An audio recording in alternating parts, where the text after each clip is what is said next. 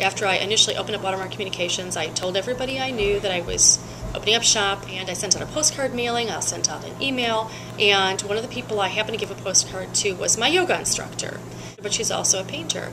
Probably a month later she said to me, you know what, I'm going to be exhibiting in a show and I wonder if you could maybe try to get me some publicity.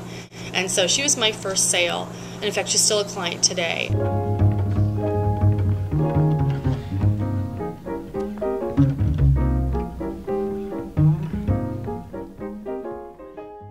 Although I used to have a hard time selling my services, and when I first started out, it was kind of tough.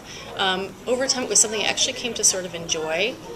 It's another sense of achievement in terms of finding an organization, perhaps that I'd really like to work with. So doing the sales and landing that client is something that that a lot of communicators I think aren't comfortable doing, and they may not be used to be doing. A lot of us are just writers, or started out coming into this wanting to write and wanting to do something basically very solitary, and and don't want to go out and talk to a bunch of people and talk about ourselves. But I actually found that that had its sort of own reward, because if I was able to find a new client and land a new project, then I was able to do some work that I oftentimes really enjoyed, and it gave me more experience.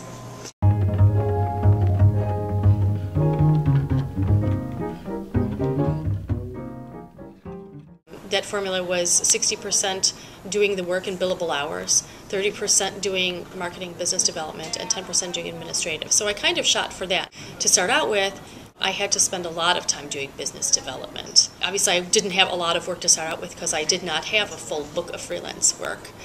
But I basically aimed for that.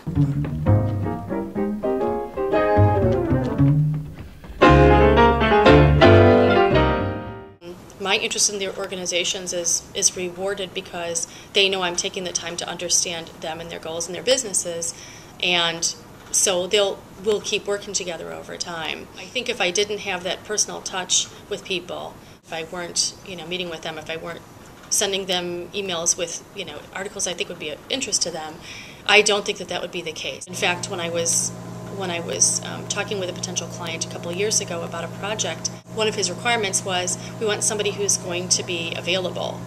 And to him, available was someone who would be available for conference calls every couple of weeks, someone who would respond to emails, preferably within a day or so. It actually surprised me when he told me that there were agencies they've worked with or consultants they've worked with who weren't that responsive. If you're a solo practitioner, that's that's got to be your number one thing. That and quality, those are the two most important things to me.